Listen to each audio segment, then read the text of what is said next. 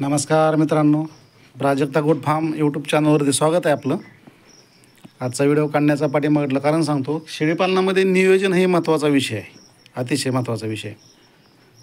तर तुमच्या शेळी फार्म जो प्लॉट आहे, जे ठिकाण आहे, त्या ठिकाणामध्ये जर काय तुम्ही चेंजेस केला किंवा त्या फार्मामध्ये जर तुम्ही आणून काय समजा सामान वगैरे टाकलं किंवा त्याच्यामध्ये थोडासा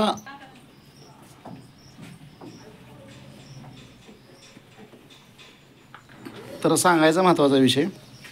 जर ज्या ठिकाणी तुम्ही शेळीपालन केलं आहे आणि ते शेळीपालनामध्ये जर त्या जागेवरती जर काही इंटरफेअर केला, म्हणजे प्लॉटमध्ये जे राहण्याचं ठिकाण आहे ते, आता हे एक खोली होते 12x12ची माझी. यांना वरती बघा, हे मध्यंतरी एक व्हिडिओ काढला होता ह्याच्यापूर्वीचा. त्यामध्ये माझ्या घराचं काम चालू होतं. 1000 स्क्वेअर फुटाचं बांधकाम आहे हे. पहिलं मी शेळीपालनच विषय घेतला होता, म्हणजे करायचा होता मला. पण नंतर मध्यंतरी परत डोक्यामध्ये घर बांधायचा विषय डोक्यात आल्यामुळं किंवा घर बांधण्यामुळं थोडंसं विस्कळीत नियोजन झालं आहे.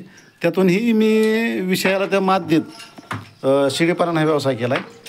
तर ह्याच्यामध्ये महत्त्वाचा विषय सांगतो की शेळी फार्माच्या प्लॉटमध्ये जर काही इंटरफेअर केला तर शेळी काहीतरी असं वेगळं चेंजेस, म्हणजे कसं काही असं खात नाही शेळी, म्हणजे खात नाही म्हणण्यापेक्षा हे काय म्हणजे काय केलं आहे असं 2-3 दिवस डिस्टर्ब होतात असं म्हणायला हरकत नाही शेळी. आता हे बघा, हे दोन शेळ्या हे खात होत्या, पण हे प्लॉटमध्ये इंटरफेअर केला ते वाशे म्हणा किंवा हे स्लॅबचं वगैरे किंवा बाहेर पण केलेलं आहे. असं इकडं बघा, बाहेरचं पण बाल्कनी वगैरे असं केल्यामुळं आणि सगळे वाशे वगैरे खाली लावलेत. असं 4 खोल्या आहेत, एक हॉल आहे.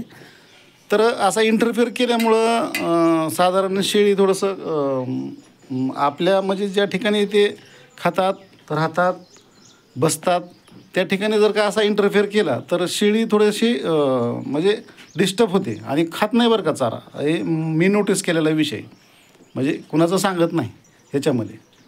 आणि त्याच्यामध्ये परत थोडी हरासमेंट होते आणि शेळी म्हणजे असं थोडंसं माझं म्हणाय हरकत नाही, असं माझं मत असं हरकत नाही म्हणायला की डिस्टर्ब होते शेळी. आणि डिस्टर्ब झाल्यामुळं थोडंसं चारा वगैरे कमी खाणं किंवा त्यांच्या वजनामध्ये वाढ वगैरे असा प्रकार होऊ शकतो. तर महत्त्वाचा हा विषय आहे.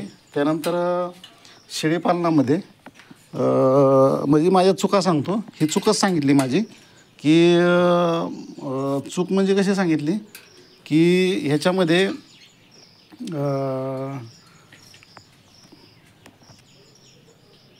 दुसरी चूक सांगतो की हे जे मी 2 टन मागील व्हिडिओमध्ये तुम्हाला सांगितलं होतं की मी 2-3 टन कोरडा भुसा असं जमा केलेला होता. तर हे 2 टन आणखीन शिल्लक आहे. तर हे कॅरी बॅग असताना आणि बाहेरचं कव्हर असतानासुद्धा काय माहीत नाही, काय कल्पना नाही, थोडंसं इथं ठेवलं होतं, म्हणजे थोडंसं पत्रा टाकून पन्हाळीखालीच ही बॅग ठेवली होती 1 टनाची साधारण. हरभरा भुसा होता, पण कुठून कसं पाणी गेलं काय माहीत नाही. ह्याच्यामध्ये कॅरी बॅग असताना एवढं सेफ असतानासुद्धा पाणी गेलं आणि चारा थोडा खराब झाला आहे. थोडा म्हणण्यापेक्षा बराच झाला आहे खराब. हे भिजल्यामुळं बाजूला टाकलं आहे. हा एक नुकसान, म्हणजे वीक पॉईंट सांगतो तुम्हाला. त्याच्यानंतर दुसरा एक विषय सांगतो आणखी की आता हे बघा, हे बॅग आणि ही भिंत, ही बॅग आणि भिंत ह्याच्यामध्ये अंतर पाहिजे. म्हणजे ही बॅग जी आहे ना मधोमध पाहिजे. हे ह्याच्यामध्ये ज्वारीचा भुसा भरलेला आहे. मागे व्हिडिओ मी टाकलं तुम्हाला, शेतकऱ्यांचा साथीदार जिओ ॲग्रो बॅग मुरघास, हे 2-3 टन मी काढून ठेवलं होतं. तर हे ज्वारीचा जो भुसा असतो ना, ह्या भुशामध्ये घुस, तुम्हाला तर माहिती आहे घुस.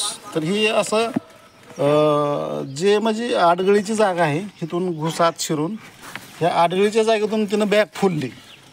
म्हणजे बॅग फोडून हे बघा, हे ह्याचं ज्वारीचं बुसकट तिनं वाटोळं केलं आणि खालून बॅग फोडली. तर हे नुकसान आहे.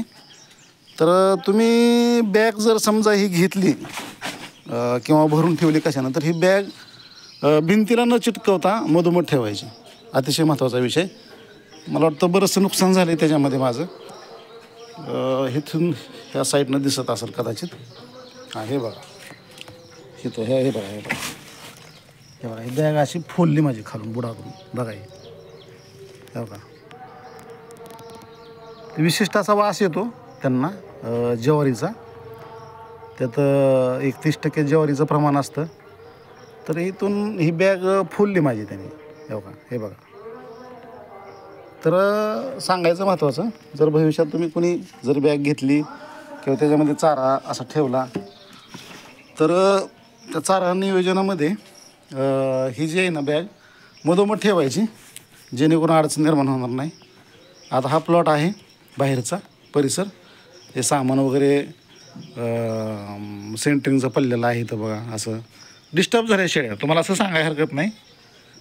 आज दिनांक साधारण 30/7/2025चा व्हिडिओ आहे.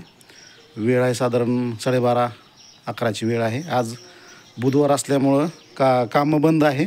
लाईटीची सोय आमच्याकडे नाही. असं ते आता ह्या प्लॉटमध्ये हे बघा, शेळी इकडं पण फिरते. ह्या प्लॉटमध्ये त्यांना ठेवलं आहे असं बंदिस्त.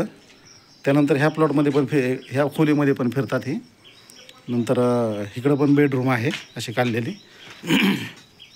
हे किचन आहे, किचन स्लॅब वगैरे सर्व बांधून वगैरे झाले.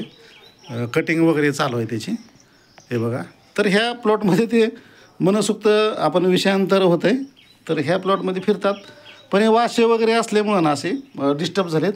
हा हॉल आहे साधारण 22/11 फुटाचा, समोरची बाल्कनी वगैरे सोडून. तर सांगायचं आहे की शेळीपालनामध्ये अतिशय महत्त्वाचा विषय, जर त्यांच्या प्लॉटमध्ये इंटरफेअर जर तुम्ही केला असेल काय, तर शेळी चारा खात नाही. आणि शेळीमध्ये महत्त्वाचं शेळीपालनामध्ये नियोजन. आता सध्या कोरडा चारा 100% कोरडा चारा. त्यामध्ये महत्त्वाचं आता हे पाणी बघा पातेलं ठेवलेलं, अक्षरशः त्याचा तळ दिसतो. शेळीपालनामध्ये ह्या दिवसामध्ये अतिशय महत्त्वाचा विषय की पाणी स्वच्छ ठेवा. अजिबात शेळ्यांना किंवा कशाचा त्रास होत नाही, बिलकुल नाही. आणि त्यांची जी पॉवर, इम्युनिटी पॉवर चांगली राहते. मागील व्हिडिओमध्ये तुम्हाला सांगितलं आहे मी पूर्ण 100% कोरडा चारा, कोरड्या चाऱ्यावरती सक्सेस शेळीपालन करून तुम्हाला दाखवलेलं आहे. किंवा आज साधारण 5.5-6 महिन्याचा कालावधी आहे. त्याच्यामध्ये माझ्याकडं 5-7 व्हरायटीज आहेत कोरड्या चाऱ्याच्या. तर ह्याच्यामध्ये मी शेळीपालन केलेलं आहे. असं खचून जायचं नाही, अशी अडचणी येतात तर त्याच्यावर मात करत शेळीपालन करायचं, अतिशय महत्त्वाचा विषय. माझं नाव तर माहिती असेल तुम्हाला, गोपीनाथ बुकेपुढे, मुक्काम धोत्रे, तालुका बार्शी, जिल्हा सोलापूर आणि गाव धोत्रे, पिंपळगाव रोडला हा माझा छोटासा फार्म आहे. साधारण 2-2.5 गुंठ्यामध्ये मी फार्म केलेला आहे हा. तर सांगायचं महत्त्वाचं की थोडासा इंटरफेअर झाल्यामुळं थोडा चेंजेस झाला आहे. असू द्या, ठीक आहे, काय अडचण नाही. तर ह्याची दक्षता घ्या आणि शेळीपालन करायचं असेल तर काळजी घ्या. धन्यवाद.